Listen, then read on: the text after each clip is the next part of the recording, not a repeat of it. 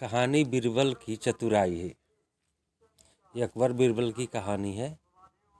बहुत पुराने समय की कहानी है। एक बार अकबर बादशाह का दरबार लगा था। दरबार में सारे दरबारी, पंडित, मंत्री और सामान्य जन भी बैठे हुए थे। उस समय दरबार में हंसी ठिठोली का माहौल छाया हुआ था। सब उसी में मशगूल थे। अकबर भी बहुत खुश नजर आ रहे थे। लेकिन एक बात थी जो अकबर को हमेशा ही खटकती रहती थी। वह यह कि राज दरबार के सभी दरबारी बीरबल के फैसले से बहुत जलते थे।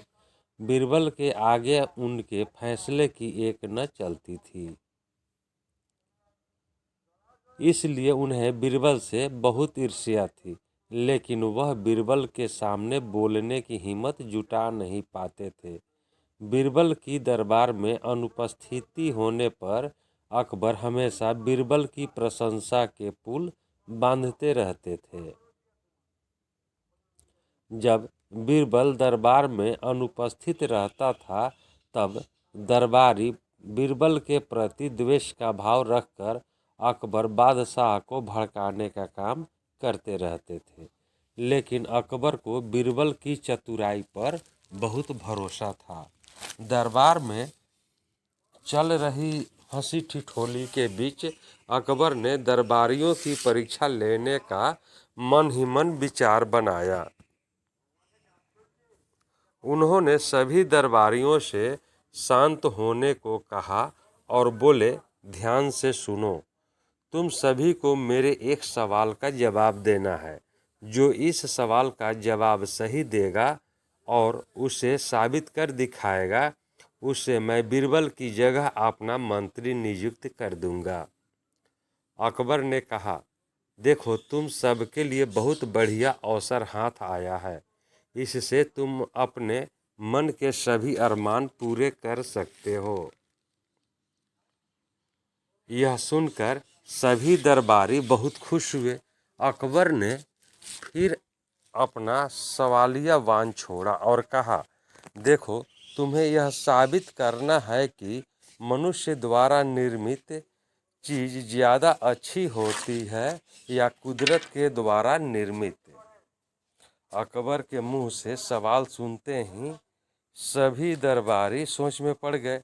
अकबर ने उन्हें पूरे एक हफ्ते का समय दिया और कहा, अगले शुक्रवार को जब दरबार लगेगा तो तुम्हें खुद को सर्वश्रेष्ठ दरबारी के लिए इसी सोच में डूबे थे कि इस बात का कैसे साबित किया जाए।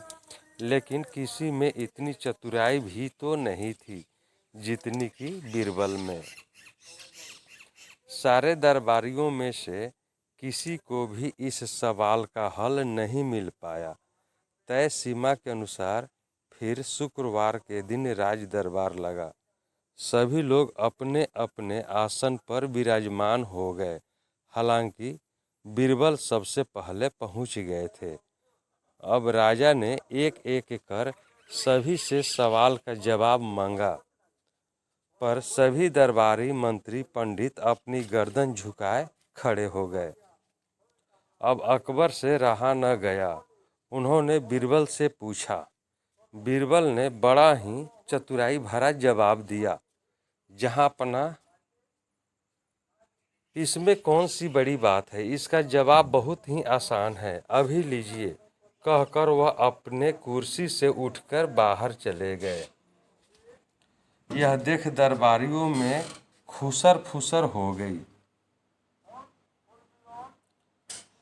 एक कहने लगा, अरे यह क्या? बीरबल को तो अकबर को जवाब देने के बजाय दरबार से उठकर बाहर चले गए। अकबर आराम से अपने सिंहासन पर विराजमान हो गए और बीरबल की प्रतीक्षा करने लगे। तभी एक कारीगर हाथों में पत्थरों से निर्मित एक फूलों का बड़ा सा गुलदस्ता लेकर आया और राजा को गुलदस्ता देकर जाने लगा। राजा ने गुलदस्ता हाथ में लिया और उसकी सुंदरता देखकर गुलदस्ते की बहुत तारीफ की और अपने खजाने के मंत्री को आदेश दिया कि इस कारीगर को 1000 स्वर्ण मुद्राएं इनाम के तौर पर दी जाए। इनाम लेकर कारीगर खुशी खुशी बाहर चला गया। तभी अकबर के बगीचे का माली आया और एक बड़ा सा गुलदस्ता को राजा को भेंट किया। इतना सुंदर गुलदस्ता देखकर राजा उसकी भी तारीफ किए बिना न रह सके। अकबर ने फिर अपने मंत्री को आदेश दिया और कहा, माली को 100 चांदी की मुद्राएं इनाम के तौर पर दी जाए। बस फिर क्या था, राजा का इतना आदेश हुआ कि बीरबल चतुराई भरा मुंह बनाकर दरबार में दाखिल हुए। पहले तो अकबर बीरबल पर बहुत नाराज हुए और कहने लगे, शायद सभी दरबारी ठीक ही कहते हैं। मैंने ही तुम्हें ज़रूरत से ज़्यादा तवज्जो दी है, इसलिए तुम यूं बीच में ही राज दरबार छोड़कर चले गए और मेरे सवाल का जवाब ही नहीं दिया।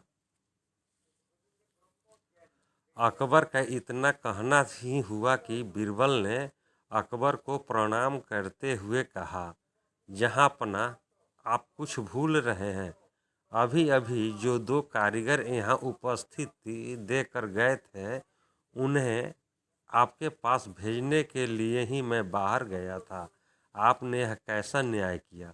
2 कारीगरों के साथ, एक को 1000 स्वर्ण मुद्राएं और दूसरे को सिर्फ 100 चांदी की मुद्राएं। अकबर ने जवाब दिया, असली फूलों का गुलदस्ता तो 2 दिनों में ही मुरझा जाएगा और यह पत्थर से निर्मित गुलदस्ता कभी भी खराब नहीं होगा। इसलिए अकबर का इतना कहना ही था कि बीरबल ने अपना चतुराई भरा बाण छोड़ा और बोला, तो फिर आप भी मान गए ना कि मनुष्य द्वारा निर्मित वस्तु कुदरत के द्वारा निर्मित वस्तु से ज़्यादा अच्छी है। अब जहाँ पनाह की बोलती ही बंद हो गई। वे बीरबल की चतुराई देखकर मन ही मन मुस्कराए और फिर से अपने सिंहासन पर बैठ गए।